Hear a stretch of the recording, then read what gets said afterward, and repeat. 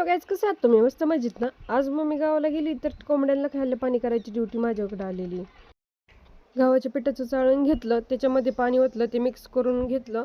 पाणी थोडंसं तुम्हाला जास्त वाटत असं ते पूर्ण पीठ पाणी शोषून घेतलं.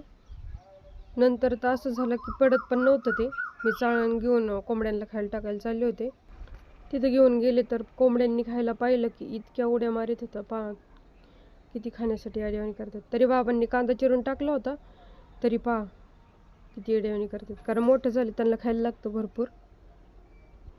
ताट पण खराब झालं होतं, त्यामुळे ते ताट साईडला ठेवलं आणि ते पहिल्यांदा ड्रममधलं पाणी ओतून दिलं आणि ताट साफ करून त्यांना खायला टाकलं. पडतसुद्धा नाही आहे ती. सगळं पाणी शोषून घेतलं त्या पिठाने. पूर्ण काही पडलंच नाही. नंतर मला हाताने टाकावं लागलं. बघा किती तुटून पडल्यात.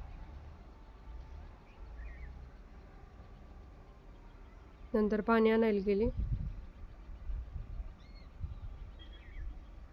मी पाणी घेऊन जाऊस तर कोंबड्यांनी सगळं संपवलं होतं.